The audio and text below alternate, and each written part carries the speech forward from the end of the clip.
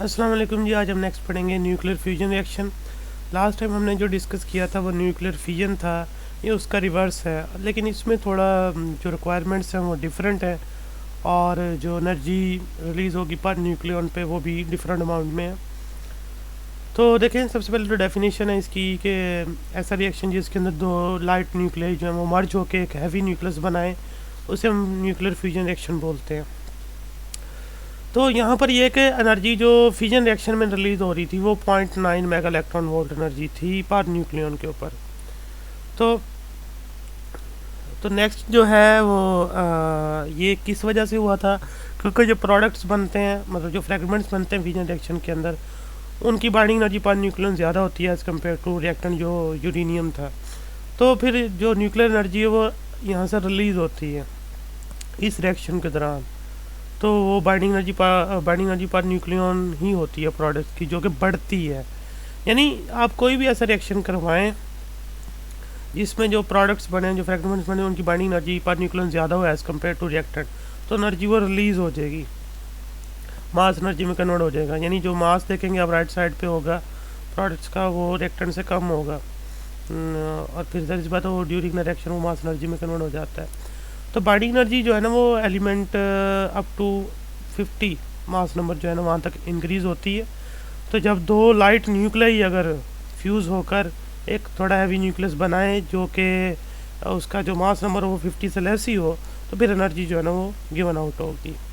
इसमें ये होगा, अब देखें आपने मास डिफेक्ट और बाइंडिंग एनर्जी देखा, उसमें भी हमने देखा था दो प्रोटॉन दो न्यूट्रॉन जब फ्यूज़ होते हैं एक हीलियम न्यूक्लियस बनता है, और साथ में ही हमने देखा था कि 28 मेगा इलेक्ट्रॉन वोल्ट एनर्जी जो है ना वो रिलीज़ हुई थी। तो इसमें भी देखें, हम एक एग्जांपल लेते हैं। ये लास्ट में देखें दो ये आइसोटॉप्स हैं हाइड्रोजन के, न्यूट्रॉन्स H12 और H12, ये दोनों मर्ज होके जो है ना वो हीलियम न्यूक्लियस बनाते हैं, और साथ में 24 मेगा इलेक्ट्रॉन वोल्ट एनर्जी जो है वो रिलीज़ होगी इस प्रोसेस के दौरान, क्योंकि हीलियम की binding energy as compare to this दोनों इन दो आइसोटॉप से ज़्यादा है। उसके बाद देखें कि ये जो हमने यहाँ पर हीलियम बना के दिखाया है, ये छोटी सी चेन के साथ बनता है। देखें इसमें सबसे पहले ये है कि बहुत कम चांसेस होते हैं डायरेक्टली जो है ना वो हीलियम का न्यूक्लियस बनने के, दो न्यूट्रॉन मर्ज होकर जो है वो डायरेक्ट हीलियम का न्यूक्लियस बना दें, ये चांसेस कम होते हैं। होता है लेकिन इसकी प्रोबेबिलिटी जो है ना वो कम है, लेकिन ये चेन रिएक्शन के अंदर फाइनली हीलियम न्यूक्लियस ही बनता है। तो देखें अगर हम दो न्यूट्रॉन को मर्ज करते हैं तो ये हीलियम का एक आइसोटोप बनता है 2,3 He2, ये 2,3 है, यहाँ पर मिस्टेक है, यानी कि बल्कि ये सिंपली H होगा, ये E जो है ना मिस्टेकली लिखा गया है, यानी हाइड्रोजन का ही दूसरा आइसोटोप बनेगा H13 और H11, और 4 mega electron volt energy release होगी। और फिर न्यूट्रॉन देखे मर्ज होते हैं और साथ में हीलियम का आइसोटोप बनाते हैं He23, और साथ एक न्यूट्रॉन इमिट होता है, 3.3 मेगा इलेक्ट्रॉन वोल्ट एनर्जी है। अब ये जो ऊपर हाइड्रोजन का आइसोटोप आया था H13 और ये हीलियम का आइसोटोप आया है He23, ये दोनों मर्ज होते हैं H12 और H13, यानी ये जो हाइड्रोजन का आइसोटोप बना है H13, ये मज़ीद मौजूद हाइड्रोजन का जो आइसोटोप न्यूट्रॉन है उससे मर्ज होता है, और साथ में ये देखें हीलियम रिएक्शन जो है वो हीलियम न्यूक्लियस जो है वो प्रोड्यूस करता है, और साथ में एक ऊपर न्यूट्रॉन इमिट करता है, और साथ में 17.6 मेगा इलेक्ट्रॉन वोल्ट एनर्जी। यानी ये चेन प्रोसेस है। इसमें देखें पहले दो न्यूट्रॉन मिलके जो है ना वो एक हाइड्रोजन का ही एक आइसोटोप H13 और H11 जो है ना एक प्रोटॉन साथ रिलीज़ कर रहे हैं।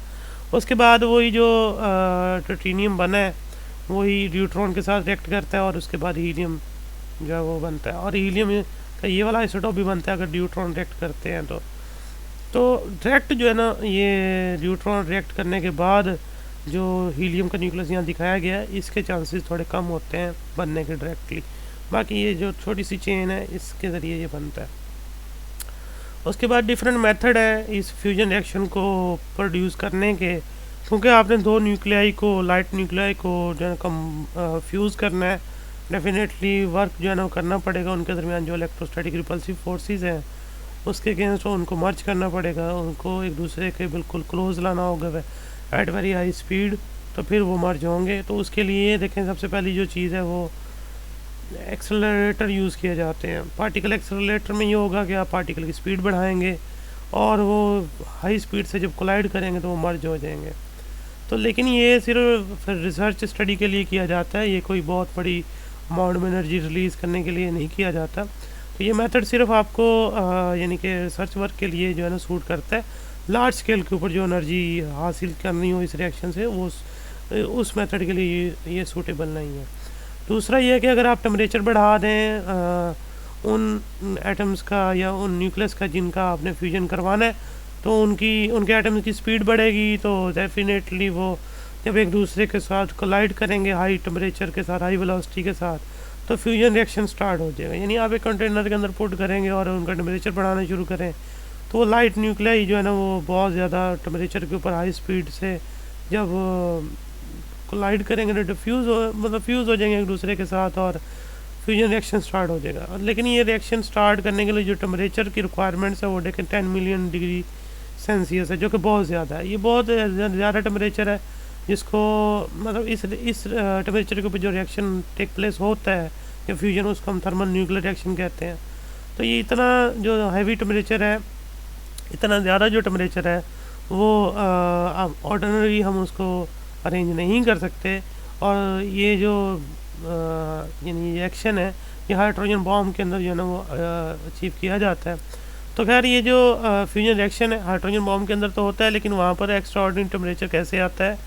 फ्यूजन रिएक्शन जब करवाया जाता है तो उसके फ्यूजन रिएक्शन के रिजल्ट के तौर पे जो है ना, फ्यूजन रिएक्शन जैसे ही टेक प्लेस होगा तो फ्रैक्शन ऑफ सेकंड के लिए इतना टेम्परेचर जो है ना अचीव हो सकता है। तो उस रिजल्ट के तौर पे जो है दो आइसोटॉप्स मिलके जो है ना वो हीलियम बनाते हैं, तो फिर बहुत बड़ी अमाउंट में एनर्जी रिलीज़ होती है। तो ये जो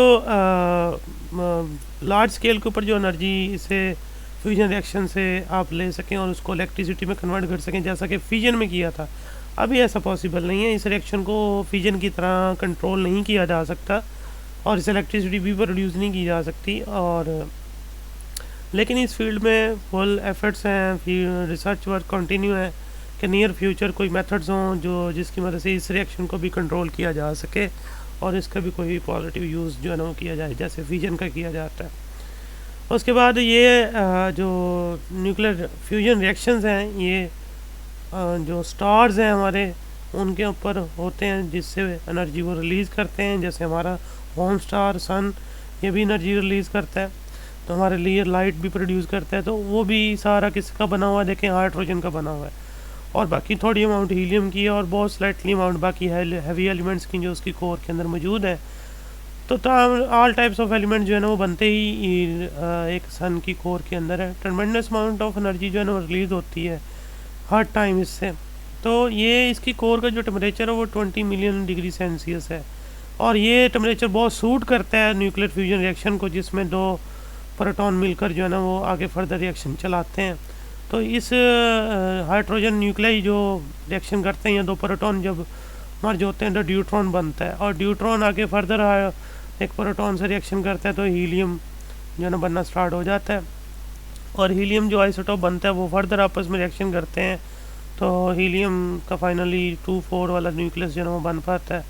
तो इस रिएक्शन के दौरान एनर्जी रिलीज़ होती है। देखें, ये दो प्रोटॉन मर्ज होंगे H11, और वो देखें न्यूट्रॉन बनाएंगे H12, और साथ में एक पॉजिटिव बीटा पार्टिकल इमिट करेंगे और एनर्जी रिलीज़ होगी। उसके बाद यही जो न्यूट्रॉन बना है ये मज़ीद मौजूद एक प्रोटॉन से रिएक्ट करता है, तो हीलियम का आइसोटॉप 2-3 बनता है, गैमा रेडिएशन, और एनर्जी रिलीज़ होती है।